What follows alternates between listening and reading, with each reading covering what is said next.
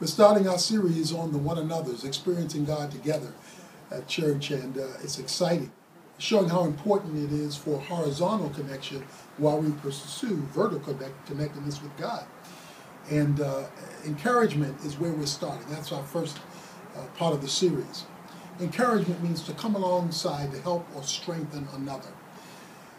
It's hard sometimes with life when you're discouraged, when things are not going the way you thought they should go, and that can lead you to drift in the opposite direction than the way you ought to go. So God wants us to lift each other up so that we see hope even when we're feeling hopeless. Hope is a powerful thing. It means where you're going is better than where you've been. It means your tomorrows will be greater than your yesterdays. And so we want this encouragement to filter throughout the whole life of our church, where people are looking to be encouraged and looking for opportunities to encourage. And when that happens, life becomes more of a windshield than a rearview mirror, because you see where you're going a lot clearer.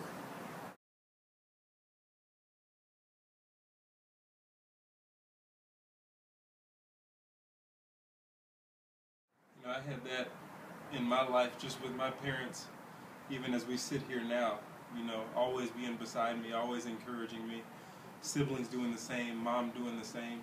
And when you have that atmosphere, it creates an atmosphere for that person to be successful even though they go through struggles in their lives. I know when I was in high school, I struggled to pass my SAT and ACTs in order to go to Baylor University, where I ended up playing. And I was, just in the ditch emotionally, because I had failed so many times and the signing day was coming close. And just the encouragement that I had from the whole family. My dad working hard, telling me, you're going to make it, you're going to be successful, you're going to do what it takes. My mom doing the same thing. And then going in there for that final day to take that test. And often God takes us all the way to the end so that we can just kind of prove our faith and build endurance. But going to that final day to take that test and sitting in there 8 hours in order to get the score that I needed. But I wouldn't have had the strength to sit in there that long if I didn't have people behind me and in my corner who believed in me. And I passed that test. I remember getting the letter and pacing around the house because I didn't want to open it. And then I opened it, and I had way above the score that I needed in order to go to college. And so I was able to be successful not because of who I am, but because of the environment that I was in that encouraged me to that place. And so encouragement is definitely important. And I'm glad that we have that atmosphere, not only in this family, but as we're creating it in the church, so that people can be successful in the Christian life.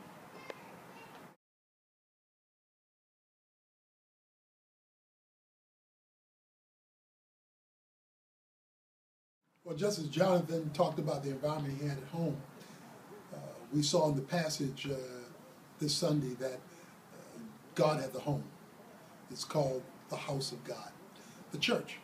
And we want to have an environment in our church where people are struggling, don't know if they're going to make it, can find a place to call home and a place to get help so that they, in fact, can make it. In fact, they can get a score a lot higher than they thought they could ever get on their own.